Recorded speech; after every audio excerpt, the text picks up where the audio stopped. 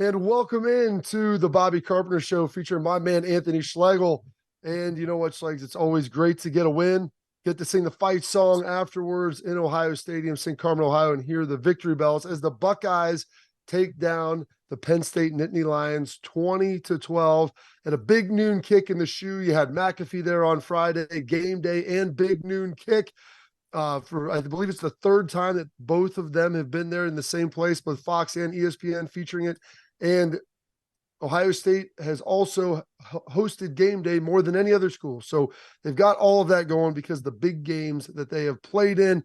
And so as always in the show, we got a lot of stuff coming at you. We're going to recap the game, take a look at what was going on, talk about the big stories around college football. We're going to look ahead to Camp Randall this week as well, and a little Halloween showdown against a Buckeye alum in Luke Fickell up there against the Badgers. And then always our real truck tailgate talk with the questions from listeners that we get to answer, the stuff that you guys care about the most. But we're going to start off, obviously, Schlegs, this Penn State game, Buckeyes getting the win. It had to feel pretty good coming into this thing because Buckeyes start out 5.5 point favorites. It ticked down to 4. I think it ticked back up. And it seemed like a lot of people around the country were looking at Penn State saying they're the better football team and they're going to be able to get it done. Yep. So let's talk about this. One, hey, tip of the cap to Ryan Day, 18-6 versus ranked opponents, 75 winning percentage.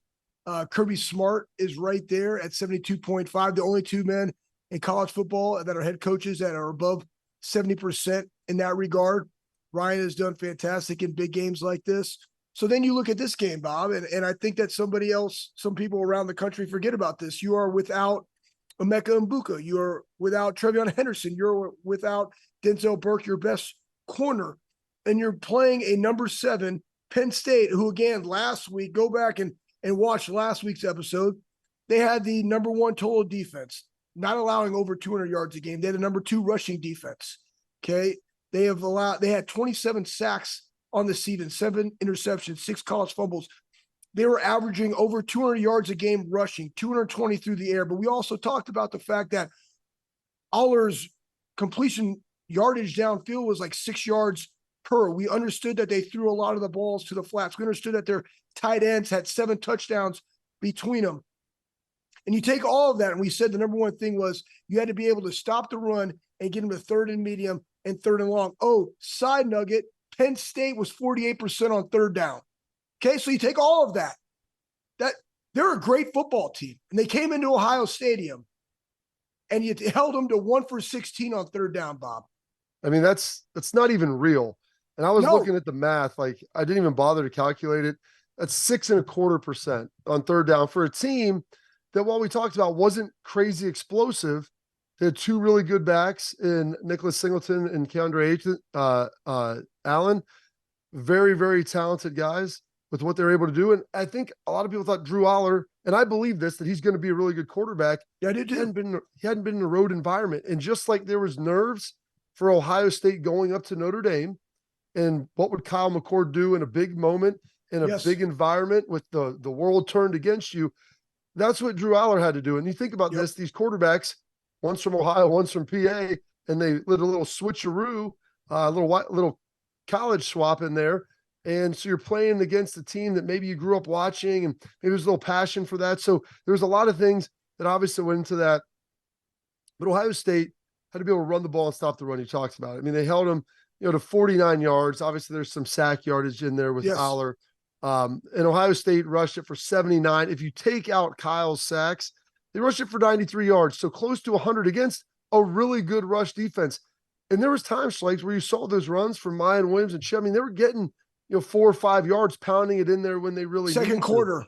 Yep, second quarter. I mean, I had it written down. Like the second quarter, we seemed to be getting some movement. And again, who are you? What is your identity? We knew that Penn State's identity was time of possession, run the football, throw the short intermediate passes, keep time of possession. They came into this game owning time of possession 35 minutes to 25 minutes. And in this game, it was flipped. Why was it flipped?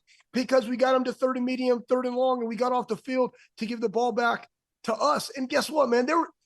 Were there some good things? 100%. Like, Cade had some great passes. I love the way that they were setting up to get Marvin Harrison the football. Even even the crossing routes, and we talk about this too, like the picks. Remember, you used to see kind of like basketball screens. No, when you got a really veteran guy like a Cade Stover, Cade just ran his guy into the other guy that was covering Marvin. So you saw that Marvin on some crossers. You even saw Cade, like the explosive gains for me on offense were big. And like everyone complains and laments that this offense isn't as good. And like the defense carries it. Ryan coaches to what this team is and what they can do. And when you have a good defense, you don't need to go out there and press to try to go score 45 every game. No. Play with what it is.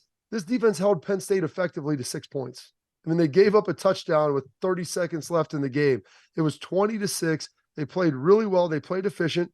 And the fact that they had a great stop, that a Julian Fleming fumbled punt gives them a fresh set of downs. I mean, that turnover, that was like a 50-yard explosive gain that you have to basically come out there as a defense and defend. I thought that was impressive. Yep. The Chip did some good things on the ground. They ran a little option with Kyle McCord, Schlegel. Now, I would have liked to have probably seen that maybe with Travion Henderson, who's got a little more juice than maybe running the pitch to, your meaty back and Mayan Williams there, where he doesn't necessarily have maybe the speed to get the perimeter, but I like that. Thought that was pretty darn impressive. Doesn't fully feel like Kyle's all the way comfortable all the time in the pocket. Like there's still room for him to grow. And listen, halfway through the season, like he's going to continue to improve and get better. But there's 3 big points, that I looked at in this game. Number one, I think Franklin panicked on the 4th down. And we can get into this a little bit more. It's, 13-6. You've got a chance there to be able to kind of keep that thing tight. And instead you go for it on 4th down instead of pinning Ohio State deep when your defense was playing pretty well. Yep. Then all of a sudden Ohio State scores and boom, the math has changed. The 4th and goal with what Ryan ran, it's a play the Chiefs run. I like the play. I think you probably could have run it again. If you're going to run that, I'd probably run it on 3rd, maybe a little play action. But I think Ryan, people got upset. I think he planned on having Devin Brown be in there for those next 2 plays. And unfortunately he goes out, was injured. And then really the Jesse Mirko punch, like about 7 minutes in the 3rd quarter, flipping the field 73 yards. I mean, that is as good as you're going to get, giving that defense a long field to defend, and your defense is playing that well, man. That is some big time ball that you're going to be able to deal with right there and everything going on. So we've got a ton of stuff here they're going to be able to break into. So we'll take a quick commercial break now. We're going to go around the world of college football, circle back a little bit to this Ohio State game as we'll continue to hammer that because it was a huge win for the Buckeyes. So don't go away, right here with my man Anthony Schlegel and I here on the Bobby Carpenter Show.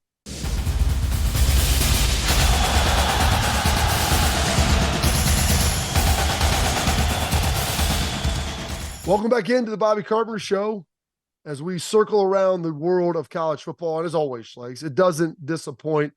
There are upsets, there's close games, there was great action from noon to midnight as I was trying to watch all of these games, trying to stay awake because noon games can be tough.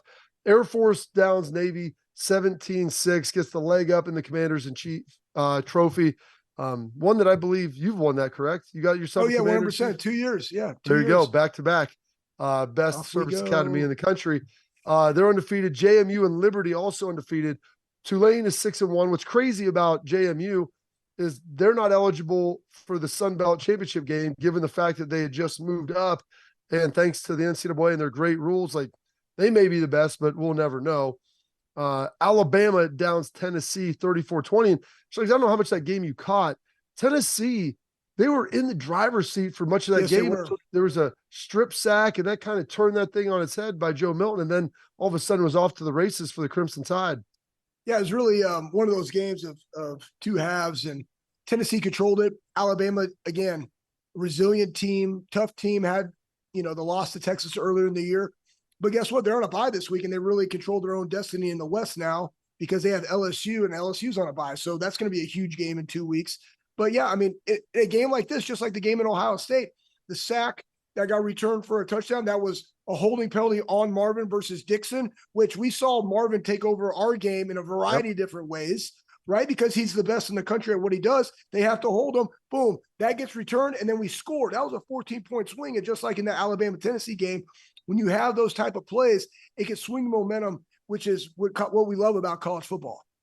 Absolutely. Duke, 20-17, late in the 3rd quarter. All of a sudden, Riley Leonard he goes down, hurts his knee, and then unfortunately he's out, or ankle, he's out again. Yep. Florida State takes down Duke 38-20 as they pull away in the fourth. That would have been a great opportunity, for Duke to be able to make some hay and help their case in the ACC. Washington 15, Arizona State 7, and Michael Penix Schlegel, we thought he was the Heisman front runner after what Caleb Williams looked like 2 weeks ago, how good he looked against Oregon. And man, he did not throw a touchdown pass and looked very mediocre. Yeah, well, he had 2 interceptions too. And Washington, coming off the Oregon game, only had 13 yards rushing on offense. So it's like, what happened? Again, that's the thing, guys. What happened? Well, week to week, man. It's college football. That's why you play every single one of these things, man. And that's why you got to get up for them. And it's hard to do that. It's a marathon, not a sprint. And you can't just say, well, what happened to that team week to week? No, Penn State's still a great football team. Notre Dame's still a great football team. Now this upcoming week, we're going to have Oregon, Utah. We'll see what happens there.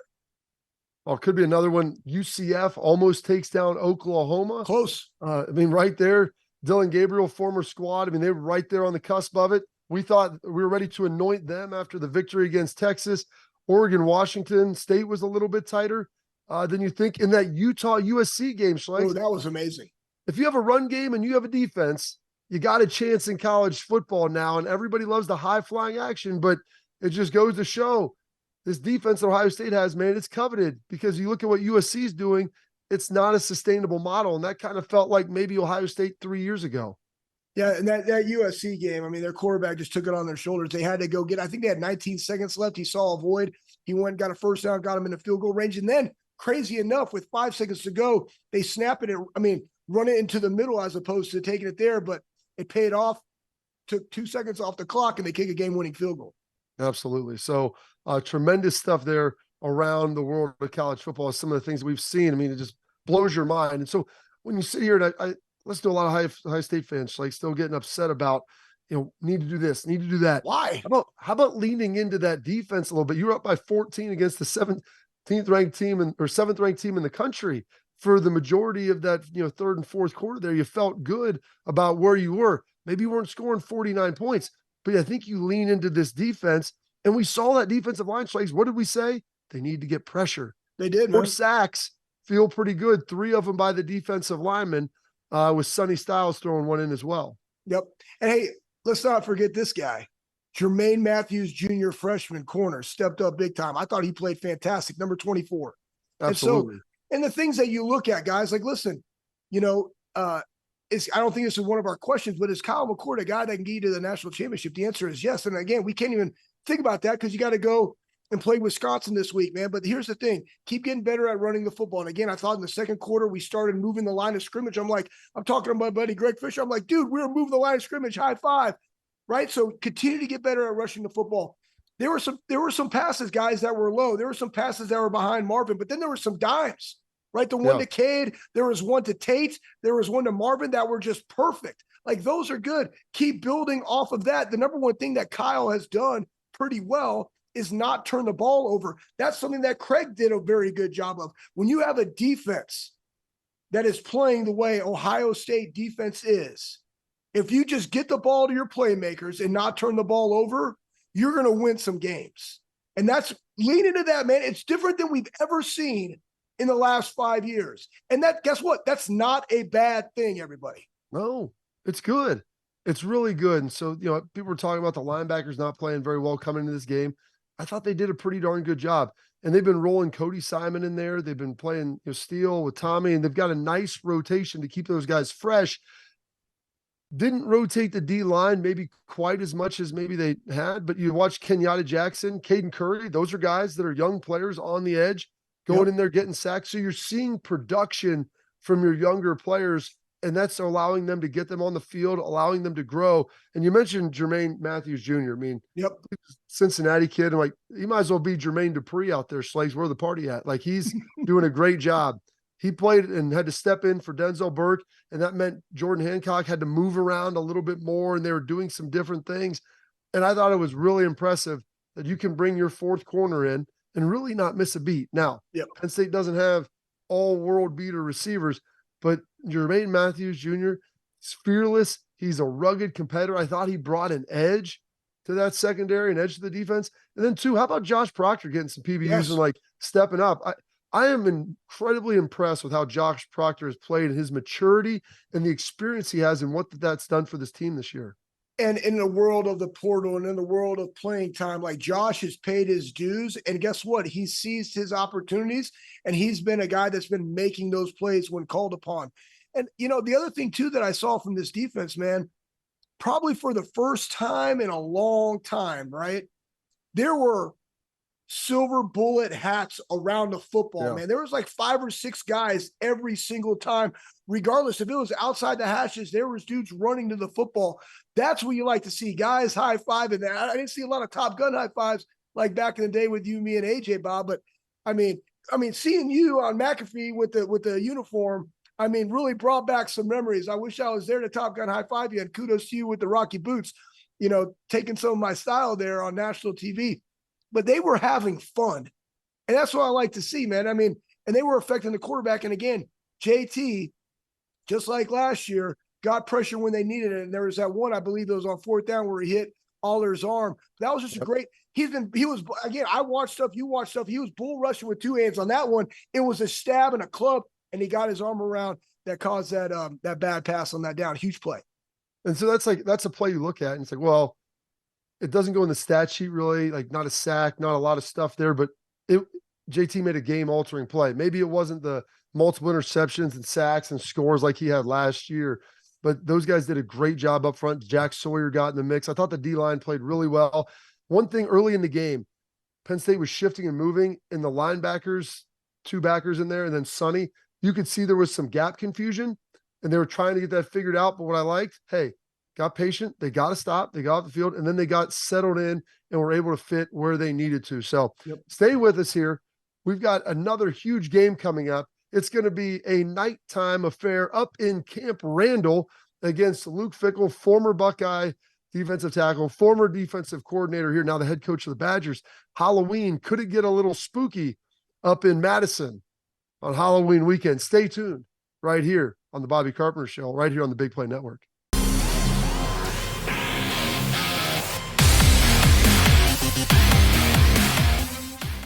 Hey, welcome in to the Bobby Carpenter Show. If you haven't tuned in, we're going to break down Penn State. Check that. We already broke down Penn State. We're going to preview Wisconsin and what the Badgers can potentially do. It's up there in Camp Randall this weekend, coming off of a big win. I know you don't like the noon kicks. I'm not a huge fan of them for these huge games. Night road games are fun to watch, maybe not as fun to play in, and Schlegel and I will get into all that. But what it did do is it gives Ohio State coaches a chance to get home from the game. You relax, you see your families, you kiss your wife, you hug your kids, and then all of a sudden you get back to work, back to breaking this down. Because maybe Wisconsin Schlegel hasn't looked as good as we thought they would this season. But they still have been a pretty formidable foe.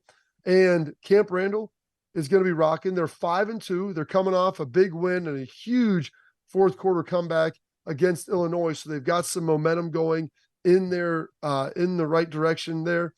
You feel pretty good about it. And Fick understands this team and what Ohio State is probably about as well as anybody. And so when you look at this game, what are some of the things that kind of raise your radar and maybe make you a little concerned on this spooky Halloween matchup?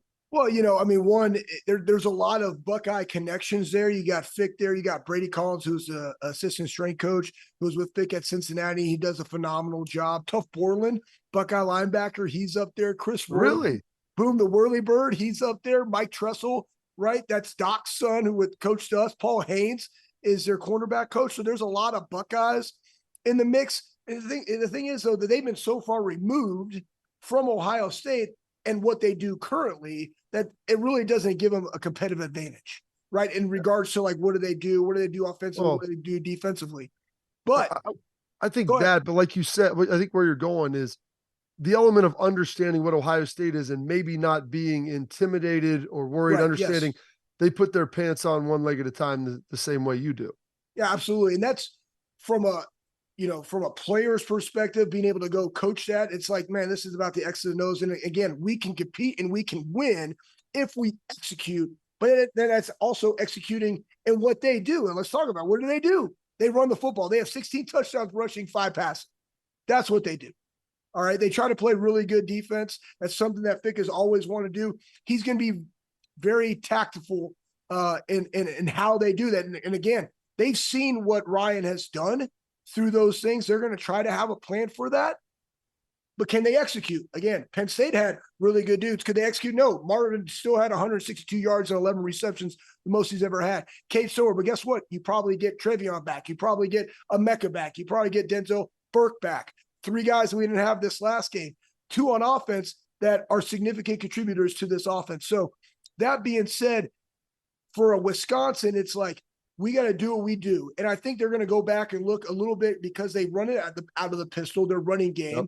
But what did Notre Dame do well? What did Indiana do well earlier in the season? And have we seen Ohio State fix some of those things? And I think when you go look at that, Bob, a lot of those plays were within the tackles. And they're going to try to take some of that and then utilize that to maybe get some play action pass.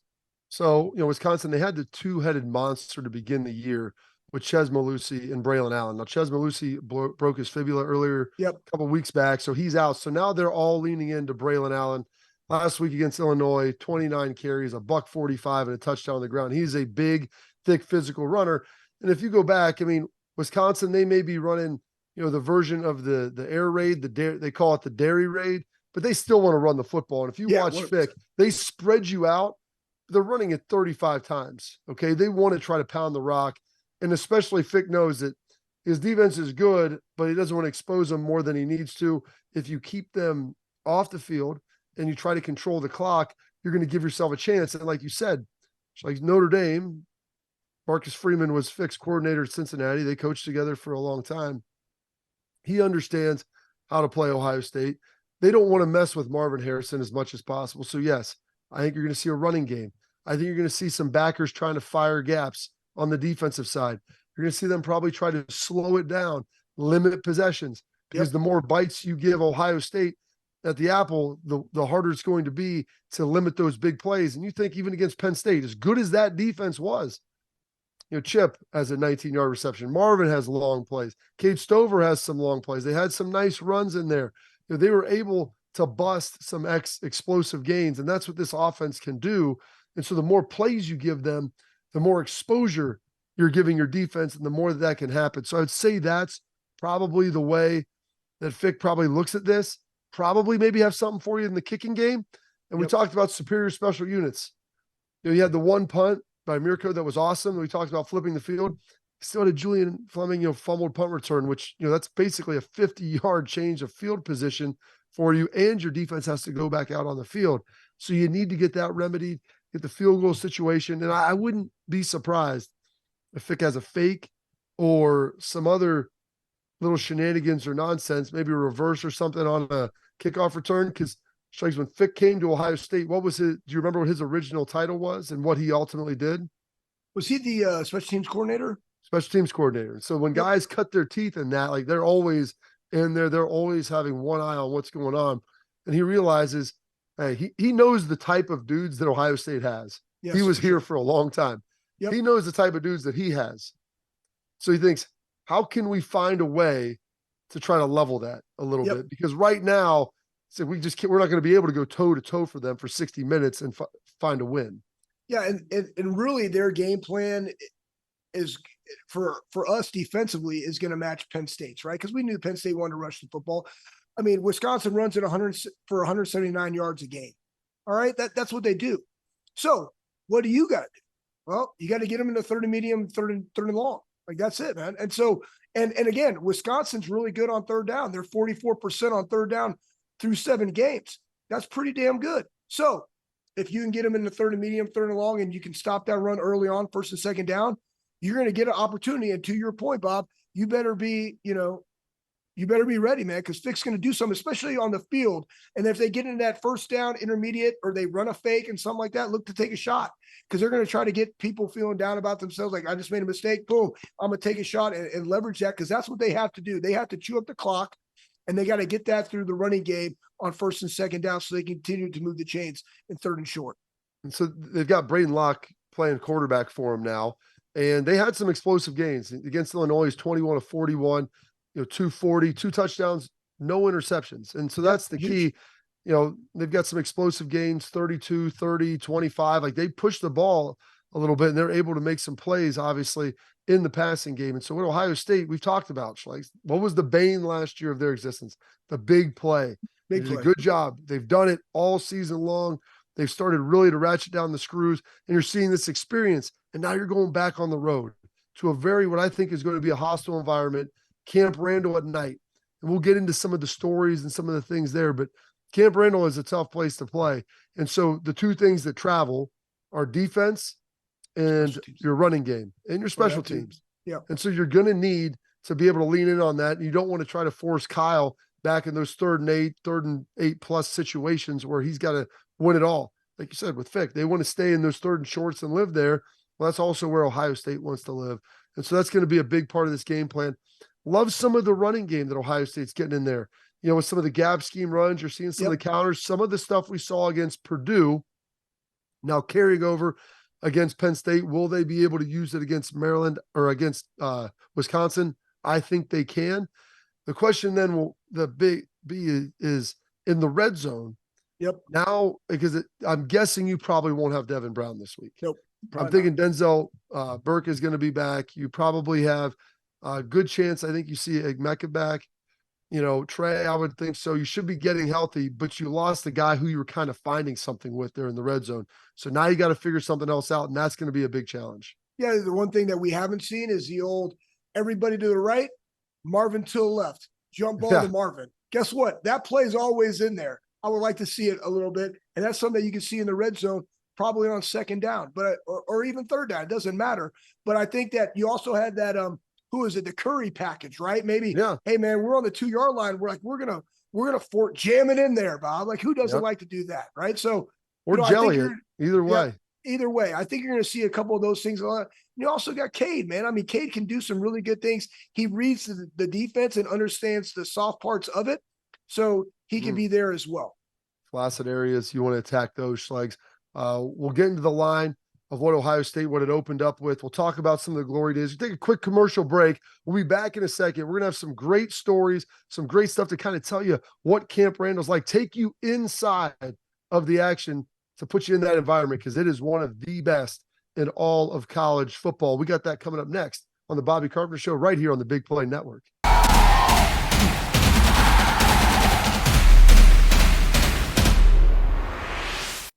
And welcome back into the Bobby Carpenter Show, and talked a little bit Penn State, broke down Wisconsin. Now talk a little bit about difficult road environments. Buckeyes played Notre Dame early in the season, helped prepare them to go to Camp Randall up in Madison, Wisconsin, and then ultimately at the end of the season, heading up to Ann Arbor in the Big House for that team up north. So pretty tough road slate this year, and you feel like you're continuing to grow and build and build and build, especially taking on some teams that like to run the football like Penn State. Wisconsin's going to want to run it, and we know that Michigan is going to want to run that thing. But we talk about some of the toughest road environments, Schlegs. You know, for my money, Penn State, Wisconsin, two of the hardest places that you'll potentially play anywhere in the country, and two of my favorite places to play as a defender. But yeah, we don't have to worry about the noise on the defensive side of the ball when we're on the road. Yep. And I agree with you, Bob, 100%. I was there. I'm trying to remember what year it was. It might've been 2012 when we went up there and it was 14-7. Christian Bryant came up. I think it was Christian that knocked the ball out on the goal line, if I recall, or it might have been that was right. Ryan Shazier. I don't remember. But anyways, they picked it up and we won 14-7. And that it's a great environment to play in, especially when they're good, right? When they have something to play for, because they do right now. I mean, Iowa just got beat this last week. They kind of control their own destiny in the West. Wisconsin does. So Penn State's probably my favorite road environment that I have played in the NFL. It'd probably be like Seattle has a great Seattle and Buffalo. Like Buffalo's a kind of terrible stadium, terrible locker room, but the fans are all juiced. Seattle, like the crowd is right on top of you, super loud. And that's what you want, like as a defender. I mean, you just want to go play in these type of places. Yeah, you want something that's going to be loud and hostile. And at home, what the thing that's tough is you got to signal everything at home because you want the fans to be loud, but that's also hurting your communication. Thought Ohio State did a pretty good job of getting loud on Saturday. Yeah, they did. But continue to tell the players, man, pump the crowd, get them going, get those guys. The fans are coachable. You got to tell them what you want. They're not mind readers. They can't know that you need them to get loud. You got to tell them and ask them. And man, Camp Randall, we went up there in 02, got a victory, went up there in 03 and lost a tough one. That's the famous out and up by Lee Evans on Chris Gamble. And my gosh, it haunts me to this day. Penn State, one of the other ones that you're going to see. And so like, how do you prepare for a hostile environment, a tough game like this at night? And I think the best thing you can do, I mean, your guys, you challenge them tough during the season. You put them in adverse situations. Yes. So they're mentally hardened and they don't get rattled. Because, I mean, it can be like swimming up a waterfall at times, drinking from a fire hose. It's not a good feeling, but you got to be calm. You got to be patient and understand they're going to make plays, but you've got to weather the storm. I think I tell guys, just keep lining up, just keep playing, just keep playing and things will turn, but you cannot go into the hole. You can't start sulking. You've got to keep pushing through. And that to me is how the best way is to handle these tough environments. You know, I mean, Urban did a great job, winner or loser, right? Like there's always competitive excellence. And every time you're on the practice field throughout the entire season, throughout the off season, it was winner or loser, because guess what? In the game of football, you're going to lose some plays. And then hopefully more than most, like you're going to win plays, right? So you want that winner loser mentality every single rep, one rep at a time. To your point, just keep playing. Now, then there's other things that we do, right? When you're going on the road, we bring the speakers out, and when the offense has the football, boom, those speakers are super loud. Because why? They want to go over the communication of like being able to communicate those plays. That's what you do, right? And it's if you're at home, it's on the defense side of the ball, so we can communicate. Remember, offenses want to make you communicate 3 times on defense. They set the front, they reload the front, and then they motion, right? All the while, you're doing all these other things to put yourself in a position to go execute the play. But those are things that you work on in spring, in fall camp, and during the season. Every single week. It's just who's up that week. All right, boom, bring the speakers in. When they're on offense, it's super loud. Confuse them, do those type of things. So it's something that you're always preparing for. It's not that you can just flip a switch and do it right then, Bob. Absolutely. It's a full year-long process to make sure guys are tough and can handle tough situations. And also veteran players, it makes it easier because they've been in it, they understand it, they don't live and die on every play. Buckeyes opened up at 9.5-point favorites. How do you feel about that, Schlegs? I feel good. I think they're winning by 14, 13 plus.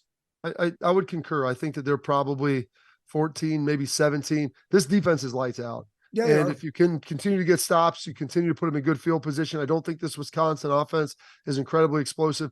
You'll put this Ohio State offense in a good position, give them some cracks, and eventually Marvin and Kyle, they're gonna start getting to you, and they will have some big plays. So do not go away, because it is our favorite segment. It's maybe the best segment we do. It's a little tailgate talk brought to you by Real Truck, where we answer your questions from the listeners. That is coming up next here on the Bobby Carpenter Show.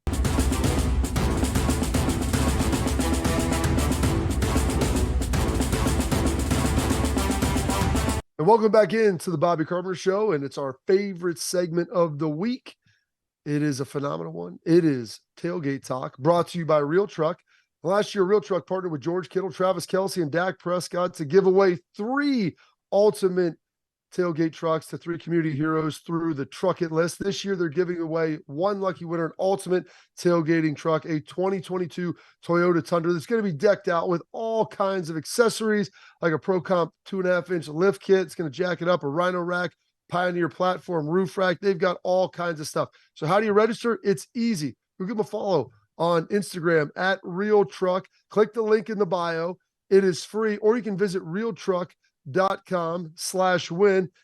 Like I said, costs nothing, Schlegs, and you can win this unbelievable tailgate truck from Real Truck. Tell me about it. What do you, because you got all kinds of stuff from Listen, man, I got Play 4 rims. I got Nittany grappler tires. I mean, I got 2 trucks. Get some winches. Listen, man, I have winches. I got 2 winches. I got road armor. I got the Real Track bed cover, which I absolutely love. I actually have some Rhino rack things on there because I put fishing poles and a bunch of like different things on the top of my truck cab. But I use it on the farm. I use it at the beach. I use it all the time. Real Truck is where I go. Matter of fact, I need to get some new LED headlights for my Tacoma. Guess what? I'll be going to realtruck.com. Can't wait to talk about these questions. Proof David Copperfield. First question coming in. An internal question from our guy. I love this. Yeah, McNeil throwing this out here to us. So the great one, feeling the need to hop on our show. What's the feeling amongst defensive players on the sideline when they're killing it and the offense is struggling, sending them back out there time after time after time, like it's Cindy Lauper, Schlegs? Yeah. Hey, I'll put it this way. probably and somebody tweeted it's probably how the offense have felt the past couple of years. Yeah. When the defense, right? But I would say this, like, this is why football is the ultimate team game. Like, your job is to play great defense. To me, it's always another opportunity. That's how I looked at it. I mean, I remember Penn State 05, Bob. We were doing everything we possibly could. They gave him the ball right back. Guess what? Another opportunity to get more tackles, another opportunity to go stop them, go 3 and out, another opportunity to go out there and play defense with the dudes that you practice all week with. Like that, to me, the funnest thing about football is playing with your other 10 brothers to go out there and physically dominate somebody else. Like, that's why you do it. So if the offense is struggle a little bit, that's your job to go pick them up and put them in a position to score. That's how I've always felt about it. How about you, Bob? Yeah, pick me up, love, every day. Dave said it. You know, he knows. That's what you got to do. And you look at it every day. Yeah, that's right. Dave Matthews, Anthony Schlegel, all are good. But you look at it like this: when the defense is thriving, the offense might be struggling. Great, that's your opportunity. It's your job to carry the day. Sometimes the offense is going to have to pick you up as a defense, and you're not doing great things. And they may have to put together a phenomenal drive, because as good as you were on defense against Notre Dame, you still needed the offense to go put together a drive to win it. And so that's why it's a team. You challenge each other in practice, you battle back and forth. And I always looked at it as like, hey, we get an opportunity to go out there and show how good we are. Put us in the worst situation imaginable. Like, we'll go get you a stop. We're hunting stops, and we're going to kill their spirit on the offensive side of the ball, knowing that regardless of where they get it, whatever the field position looks like, sudden change, fumbled punt, whatever it is, we're going to go out there and answer the bell. Ding dong, answer it, get the ball back, and don't worry about anything else. And one of my linebackers coach, Matt Burke, was with the Detroit Lions. He's been a coordinator around the NFL now, does a great job. Really good. I think he's with the Texans now, if I'm not mistaken. But when we would run out on the field, he called it hitting the beach. And I remember I got to Detroit. I go, what does that mean? He goes, "Have you ever seen Saving Private Ryan?" I said, "Yeah, seen Saving Private Ryan."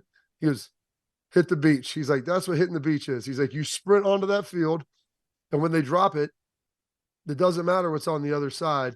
They drop the gates on those boats." He's like, "You go hit the beach, and you find a way to get up there, and you find a way to get it done." Like you said, it's just 10 dudes out there with you. And when you're on the road, it's the 11 dudes on the field against the rest of the world. And it's a great feeling to go out there and silence a crowd when they know they have the momentum. They've got the ball there, and like, oh, what are we going to do? We got to get a stop. Everyone's worried, panic. Boom, you go out there, get it done. And when they have to punt the football or they have to hold it to a field goal, when you feel like they should have got a touchdown, man, it is deflating. It's a way to seize momentum back. Yep, absolutely, Bob. Next one coming to us from Ideal Chili Mac. Okay. Why not? Does this team remind you of the 2002 national championship team? And does McCord remind you of Kremzel? But I think it means Krenzel. Yeah. And I think there are some elements of this. This has a Jim Tressel feel to it. And that's what I love about Ryan Day. He can win in a multitude of ways. He's not afraid, even as an offensive coordinator, to say, hey, I have a great defense. We can do that. We can still score points. We can still be aggressive, but we don't need to be needlessly aggressive and win it with our offense when our defense is playing so well. And I think Kyle is growing. I think he's obviously, it's a much different offense. I think he's maybe more talented quarterback than Craig was physically, but he's going to continue to grow. And he has some of those steely nerves too, that you watch him, maybe he makes a mistake here or there, but man, he also steps up and makes big plays when he needs to. Yeah, there was times in that game, like we mentioned earlier, there were some passes that weren't where they needed to be. But guess what? There were some passes in critical times, and they were right on the money. And that's what you want to see out of a quarterback. And the one thing that he does, that Craig did, was he didn't turn the ball over, period. So, I mean, that's what you got to do. When you have a great defense like this, the one thing you don't want to do is just put them in a bad situation over and over and over again. Get the ball to your playmakers. And again, does it look like 2002? I don't know. There's still a lot of games left to be played. But that being said, get the ball to your playmakers, and you have a great defense right now. And 2002 was a great defense. So, again, there's more games to be played. We're going to have one this next week in Wisconsin. So, I'm excited to watch. And that's why you like college football, man. You just keep watching the growth of these guys and this team throughout the entire season. Growers and showers, like that's this right. Ohio State team has been growing real nice, but also and showing out too. And we've got one more that we'll save for the wrap up that I think you're going to like, because there's a lot of things going on up in the team up north right now. They've won a lot of games. Like, they might be the best team in the country, but there is some controversy swirling, as everybody knows. So we'll take one final commercial break. When we get back, we'll discuss some of the shenanigans that have maybe been going on up in Ann Arbor, and what does it really mean? How impactful could it really be? We got all that coming up next, right here on the Bobby Carpenter Show with my man Anthony Schlegel on the Big Play Network.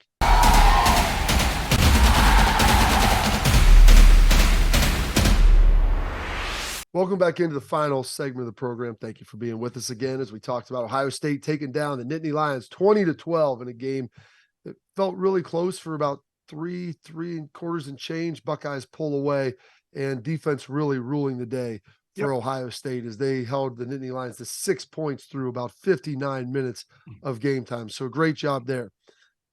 But now we can talk a little bit about some of the stuff that's going on up in Michigan. Now, they hammered Michigan State in their big rivalry game this weekend, the battle for the mitten. But there is some issues now with some investigations with the Big Ten and the NCAA taking a look at maybe potential sign stealing. And if those you don't know, you're not allowed to do advanced scouting in college football. You can't have staff people go to games of future opponents or use potential any recording devices of signals or anything else in game. So there's a lot of stuff there that they're looking at. I don't know the full details and scope of it yet. Pete Thamel of ESPN has said there's going to be more stuff. He said it's fairly significant. I don't know what all that means yet. I want to see what it is before I fully react to it. But John K threw this question out, and so we'll throw this in here in the last segment. How hard is it to install a new signal format in less than 48 hours? That is efficient if there was one installed maybe a couple months before due to the team up north. And so how do you flip these signaling situations, Schlegel, if you feel like they maybe have a beat on what you're doing? Yeah, I mean, I have no clue because it's gotten so crazy. I mean, Bob, you remember when we played defense, it was literally they pointed at the field and it was like, field. I think it was like 8 bench. Was on the wrist. Yeah, field, bench, tight. What was tight? Like tight, like something like that, like tight. You call it to the tight end. Like it was literally field 8, right? Or that would be 6. So it was 3. It was 1, 2, 3, 4, 5, 6, 7, 8, 9 was the belt, and like they just did that. Like field 8. Boom. Okay, yeah, that's what we played, right? And I think it was cowboy. That means our corner was coming. Like those were our calls. You know what I'm saying? So I think it was like tight 1 buck. Remember that tight 1 buck? It was like a man coverage. Yeah, it's amazing. That's what we did on defense. The offense, they got guys. They're doing all sorts of crap. They got flashcards with people's deal. I have no clue. You know what I say? Put the earpiece in. Pretty simple. And that's what they're going to get to. They said it was a cost thing of why they couldn't use the earpieces before, but I think that'll ultimately change. This will probably be the reason why it does. And people are pretty upset about this. Like I said, I don't know the extent, but that's why when you look down on the sideline, you have 5 different guys in all these different colored shirts, and they're all down there signaling 85 different things. And so what they say is, hey, this quarter green is hot, or this quarter orange is live, or this quarter purple is live. And so you have all these other colors that are not your team colors. Why? So they stand out and you can see them against a sea of scarlet or a sea of white on the sideline, and they pop to you. So that's a pretty big deal, obviously, there. And like I said, I'm not sure to the extent. I know details will start to leak out. I don't know. And people are like, well, is that why Michigan beat Ohio State? Well, there was some plays in there that I don't think it mattered if you knew the play or not. There was some players beating players, but if I know that you're going to always be in this coverage, you can design things to beat it. If I know what formations and personnel groups and plays you like to run, there are ways to ultimately beat that as well. So I don't know if it's necessarily the biggest deal in the world, but it could be a huge advantage. There's a reason why they don't want people doing it. And if everybody's allowed to do it, then I think it's okay. But this is obviously a situation where that wasn't the case. Any quick word from you here in the last 15 minutes? My only quick word was, why did you already suspend a guy? I don't know. So we still don't know why really Harbaugh got suspended for the first couple of games of the season. They said it was some type of recruiting thing. We don't know the extent of that. It was self-imposed. And now this guy is being suspended with pay, self-imposed. I don't know, but we'll figure it out, right? But I do believe that there is a way of see where it goes. Schlegel, thank you. We're all out of time with the Wisconsin game coming up. Next show, we will break it down for you. Thank you for tuning in to the Bobby Carpenter Show right here on the Big Play Network.